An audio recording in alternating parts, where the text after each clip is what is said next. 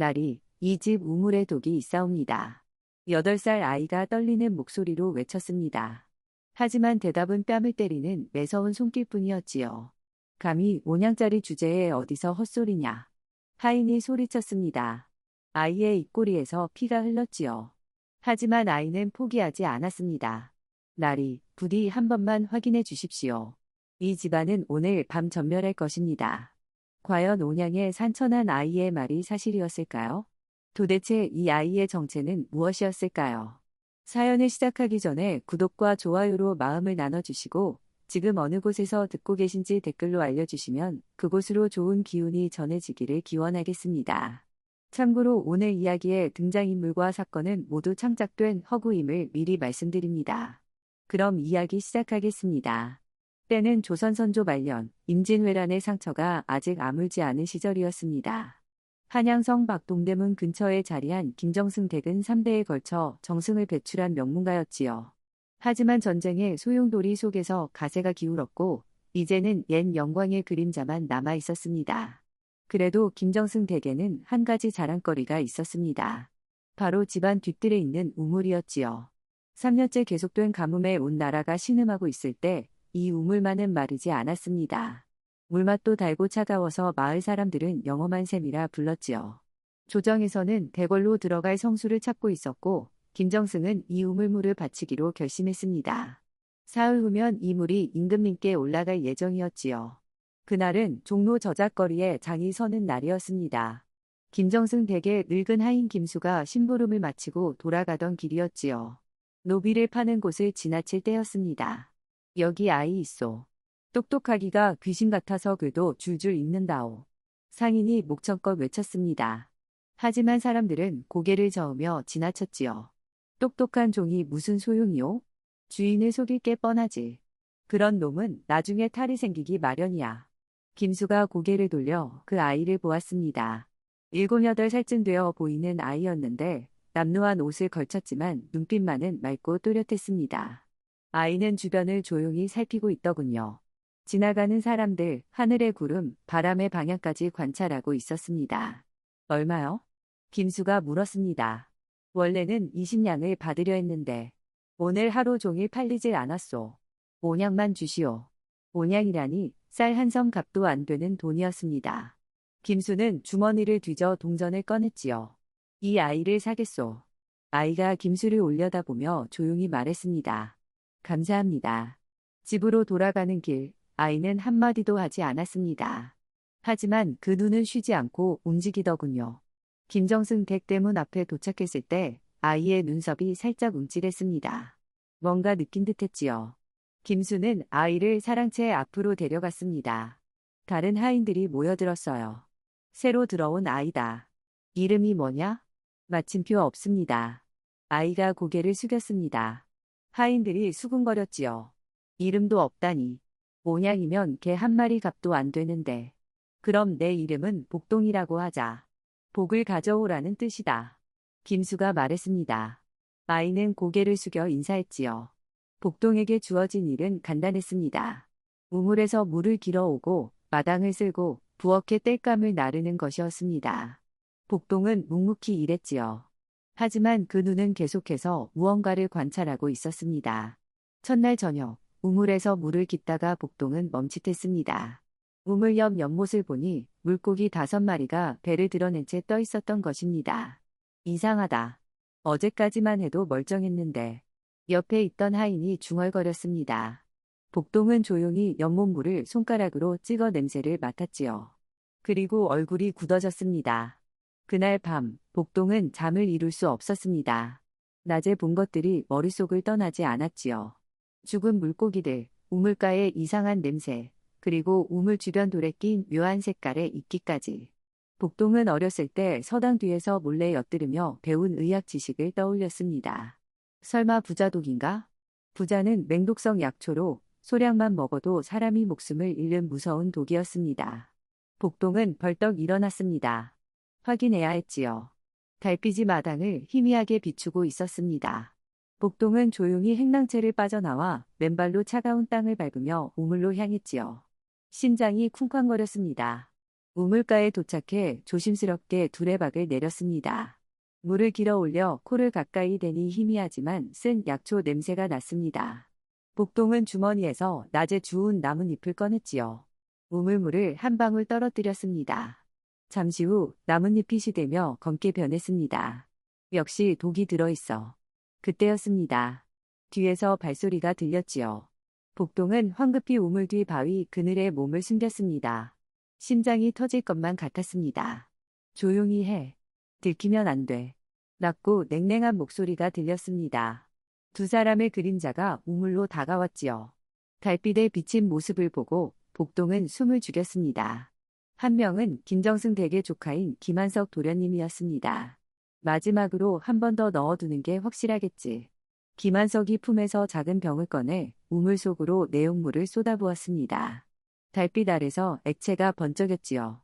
3일 후면 이 물이 대궐로 들어간다. 그럼 김정승 집안은 역적이 되는 거야. 옆에 있던 다른 남자가 낮게 웃었습니다. 그뿐이겠소? 임금님께서 이 물을 드신다면 조정 전체가 뒤집힐 것이요. 그 틈에 우리 영의정 대감께서 뜻을 이루시겠지. 복동이 온몸에 소름이 돋았습니다. 이건 단순히 한 집안을 망하게 하려는 게 아니었습니다. 조선 전체를 뒤흔들 역모였지요. 누가 온양짜리 청것의 말을 믿겠소? 두 사람이 낮게 웃으며 사라졌습니다. 복동은 바위에 기댄 채 온몸이 떨렸습니다.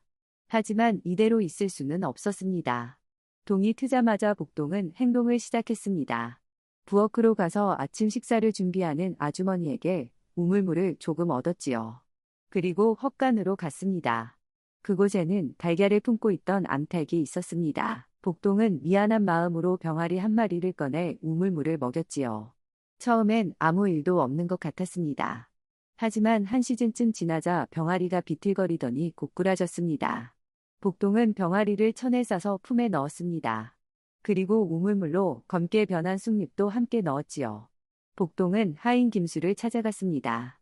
어르신, 급히 여쭤볼 말씀이 있습니다. 뭐냐, 복동아? 우물에 독이 있습니다. 김수의 얼굴이 굳어지더니 갑자기 손이 날아왔습니다. 따끔한 통증이 뺨에 퍼졌지요. 감히 무슨 헛소리냐. 어르신, 정말입니다. 이걸 보십시오.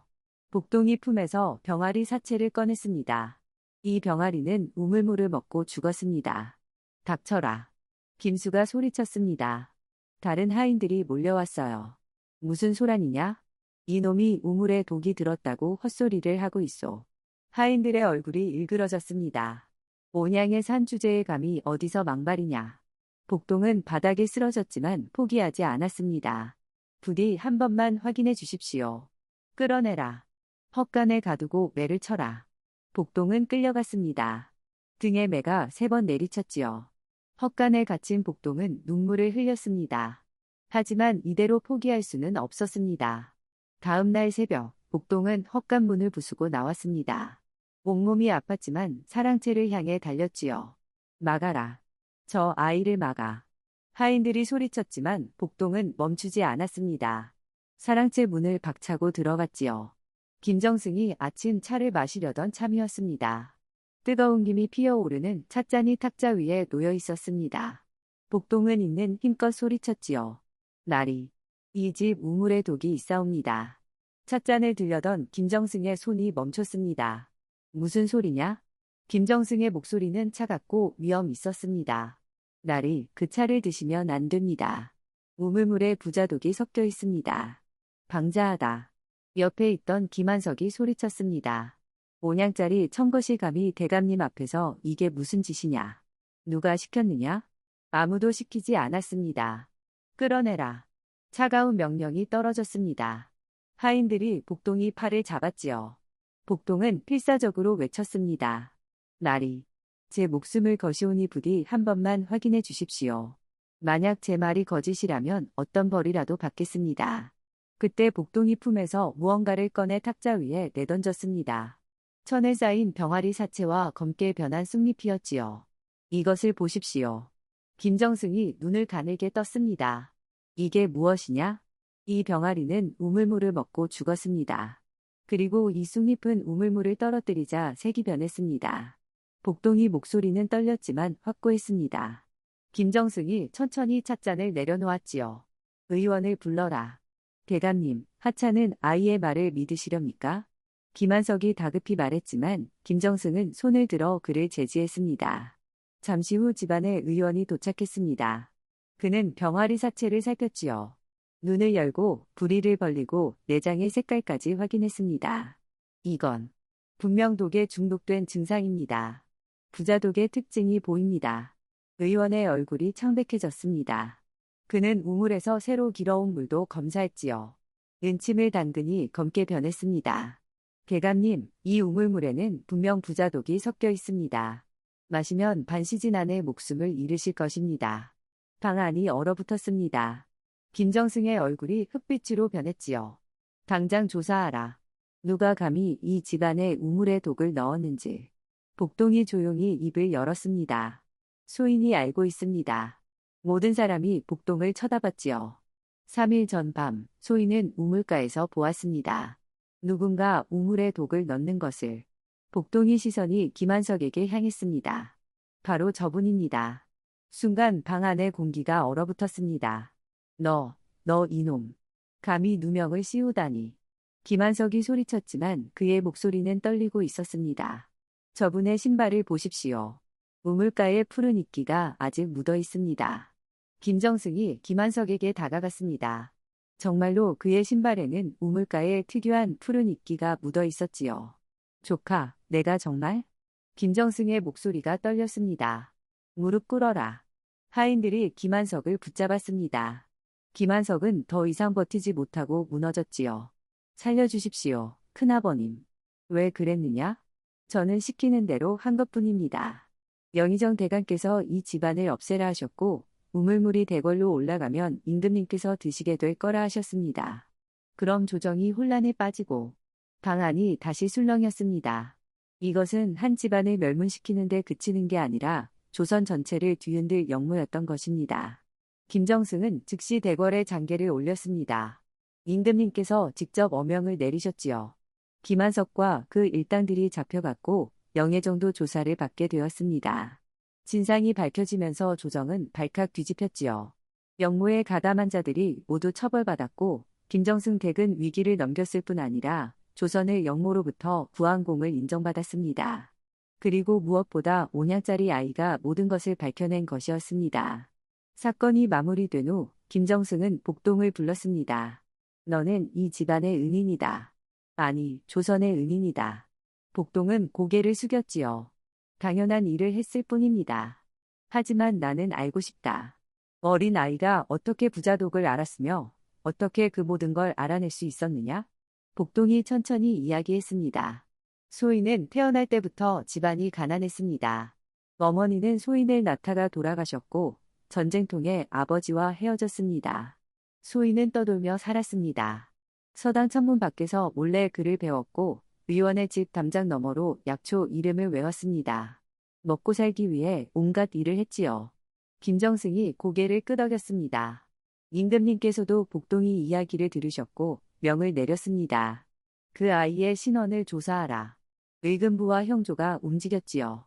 복동이 떠돌았던 마을들을 조사하고 증언을 모았습니다. 그리고 놀라운 사실이 밝혀졌습니다. 복동은 7년 전 전쟁 중에 실종된 형조 판서 이정명의 아들이었던 것입니다. 이정명 판서는 임진왜란 때 가족과 피난을 가다가 왜군의 습격을 받았었지요. 아내는 그 자리에서 목숨을 잃었고 아들은 실종되었습니다. 이정명은 아들이 죽었다고 생각하고 7년간 상심 속에 살아왔던 것입니다. 임금님께서 두 사람을 불러 대면시켰습니다. 복동이 대전 안으로 들어왔지요. 이정명이 복동을 보는 순간 알 수 있었습니다. 혀가. 이정명이 비틀거리며 복동에게 다가갔습니다. 내가 미안하다. 내가 너를 지키지 못해서 미안하다. 복동이 눈에서 눈물이 흘렀습니다. 기억 속 희미한 아버지의 얼굴이었어요. 목이 메어 말이 나오지 않았지요. 아버지. 겨우 한마디를 내뱉었습니다. 두 사람은 대전 한가운데서 껴안고 울었습니다. 7년 만에 재회였지요. 임금님도 신하들도 모두 눈시울을 붉혔습니다. 임금님께서 말씀하셨습니다. 이어 너의 공을 잊지 않겠다. 내가 원하는 것이 있다면 무엇이든 말하여라. 황송하옵니다. 전하. 세상에는 소인처럼 떠도는 아이들이 많습니다. 그 아이들이 글을 배우고 재능을 펼칠 수 있는 곳이 생긴다면 그것이 소인의 소원입니다. 임금님께서 고개를 끄덕이셨지요. 좋다. 한양에 학당을 세우고 신분에 관계없이 똑똑한 아이들을 가르치도록 하겠다. 이역이 깊이 절했습니다. 며칠 후 이역은 아버지와 함께 김정승 댁을 다시 찾아갔습니다. 하인 김수가 마당을 쓸고 있었지요. 이역이 그에게 다가갔습니다. 어르신, 저 기억하십니까?